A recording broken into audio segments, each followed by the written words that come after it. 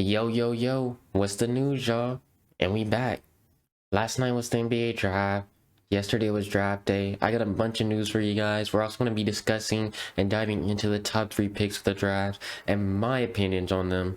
So let's get right into it. Now, with the first pick in the NBA draft yesterday, the Minnesota Timberwolves selected Anthony Edwards.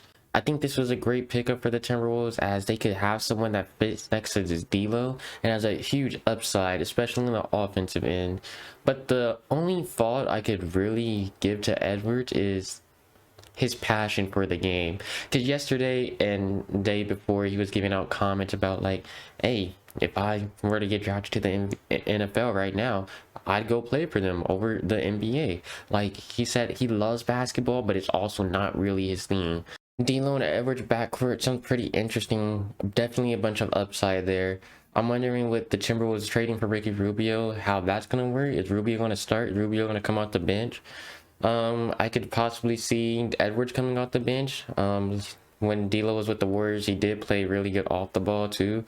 So having Ricky Rubio in that starting lineup could also help bring out the best of D'Angelo Russell at the end of the day. But we'll see what happens. But yeah, I also think the Timberwolves went with the best guy available, the best guy that fit their team. It wouldn't make sense for them to go for James Wiseman when they already have Karl Anthony Towns. So anyways, I like this pick for the Timberwolves and can't wait to see Anthony Edwards get on the court. Next up, last night the Golden State Warriors selected James Wiseman with the second pick. I thought this was the best choice available. Yesterday we got the devastating news, Klay Thompson tore his Achilles. I feel for the guy. I never want to see a star player get injured. Never want to see anyone get injured in that fact. It's unfortunate. Warriors were supposed to be one of the teams contending this year, and you can't contend. The Warriors can't contend without Klay Thompson. Like, Steph Curry needs Klay Thompson for the Warriors to contend. Vice versa. In order for the Warriors to contend, Klay Thompson needs Steph Curry. They both had to be on the floor together in order for the Warriors to be contenders. And now that Klay Thompson is most likely out for the whole next season, they're not going to be contenders. Playoff team, sure, but contenders, I don't think so. But anyways, other than that, James Wiseman, I thought they went with the best pick available, the best pick that also fits their team. Because the Warriors over the past few years, we all know their center position is really their weak spot on their team. They never really had a quality center. Had guys like Andrew Bogut, JaVale McGee, Kevin Looney, and so on. So I think this is a great pick for the Warriors. But also, James Wiseman, he's also the safest pick the Warriors could have made last night, in my opinion. Even though I didn't think they were going to change their plan since Klay Thompson got injured. I thought they were going to always draft James Wiseman because that's what he best fits the team for. And he's also a guy that you could develop, and when Steph, Klay, and Draymond are gone, he could become that franchise player for you guys. At worst, James Wiseman, he's a rim running, protecting big. He has raw athleticism. He's more like a DeAndre Jordan, and that's at worst, in my opinion. That's what I think his floor is a DeAndre Jordan type player, just with more raw athleticism. On paper, this pick makes the most sense. Playing with Steph Curry is already a huge W for James Wiseman. He's a great rim protector. He sets hard screens. He could rebound. He could block shots. And that's really all the Warriors need him to do when he's on that team, really. So I can't wait. The pick and rolls with Curry and Dre are going to be insane. So I really can't wait to see James Wiseman just go out there and hoop. And now on to my favorite one, most probably. You got LaMelo Ball going to the Charlotte Hornets with the number 3 pick. And as a LaMelo fan, I kind of wish he wasn't on the Hornets because I want to see him in a bigger market, but at the end of the day, it is what it is. But anyways, I think this was a good pick for Charlotte. They picked the best player available. Charlotte usually has a bad history of messing up their first round picks, their lottery picks.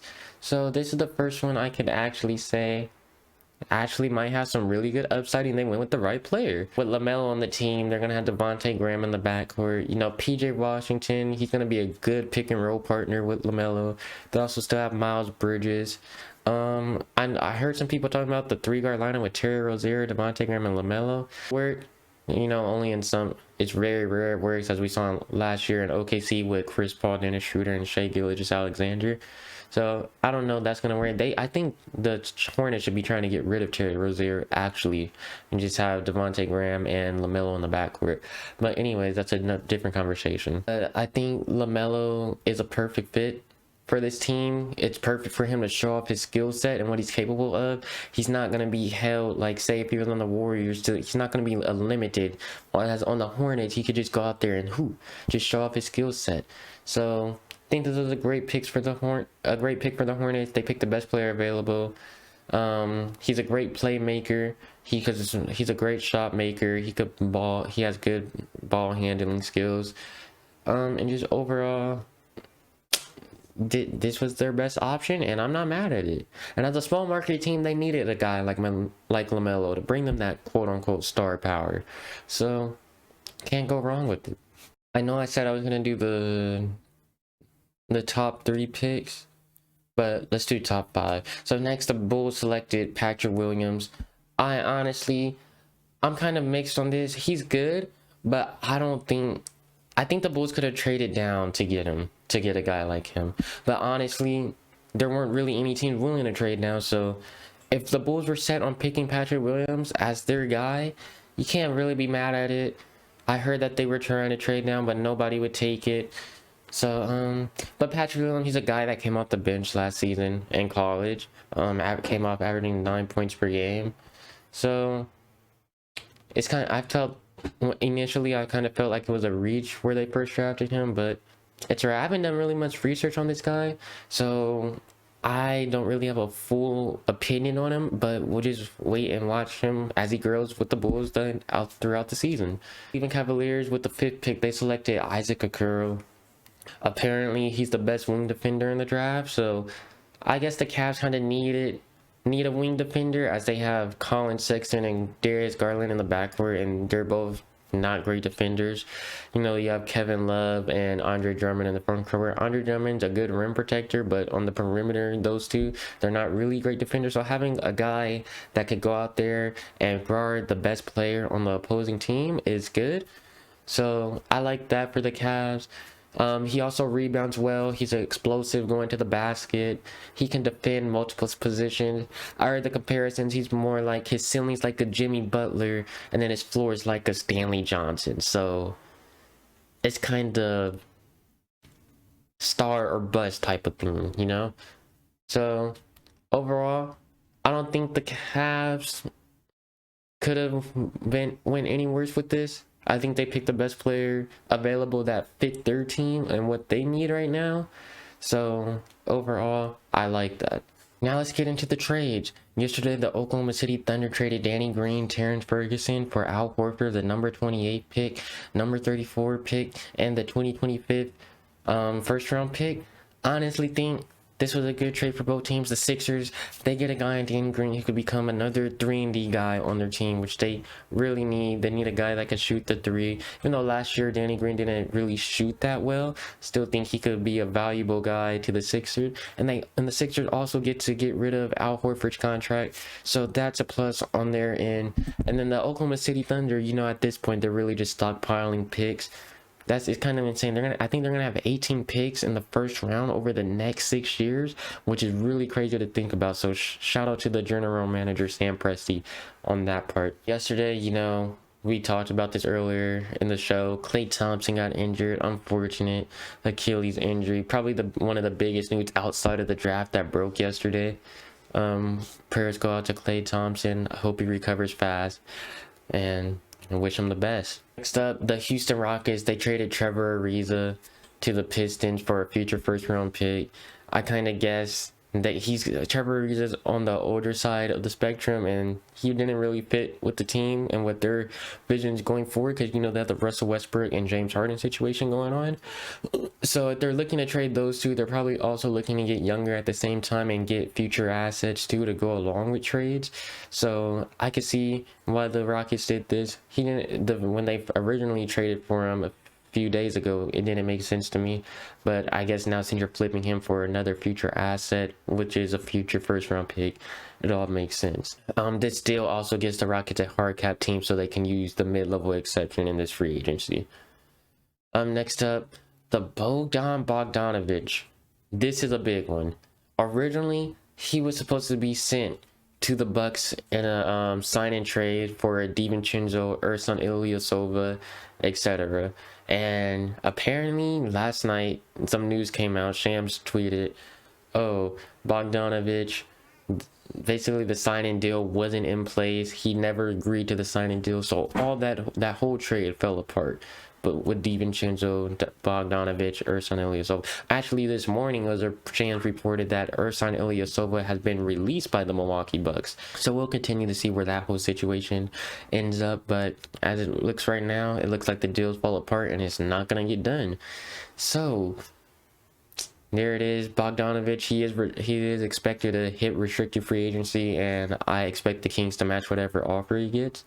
But we'll just have to wait and see. Another trade that happened yesterday with my team, the Clippers traded Shamet to the Nets for the 19th pick. I'm a big Shamet fan. I'm gonna miss him. He was a great guy for us, especially in his first year. He was really good. Also, the Clippers, after they traded Shamet, they traded the 19th pick to the Pistons for Luke Kennard, and I like this. I really like this. The Clippers then traded the 19th pick for Luke Kennard. Overall, my thoughts on this trade, I really like it. I think Luke Kennard's a better player than Shamet. He's a more complete player than Shamet. You know, Luke Kennard, he's a 6'5" guard who's only 24 years old, and he has shot the three ball at a 40% clip for most of his NBA career.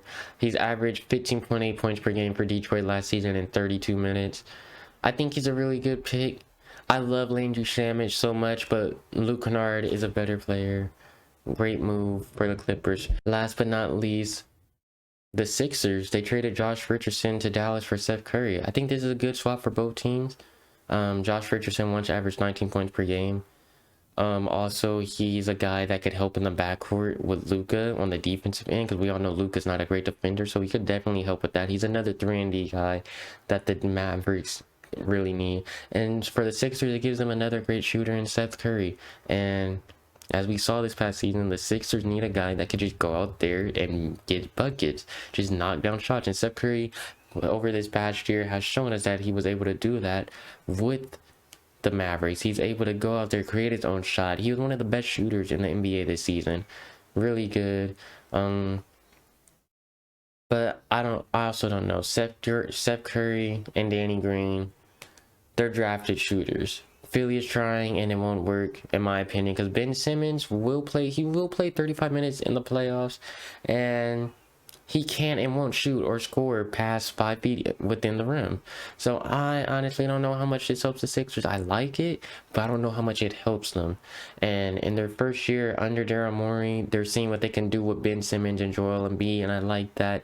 But after this season, if it doesn't work, I don't know what's going to happen. But anyways, thank you guys all for tuning into today's show. Thank you all for watching.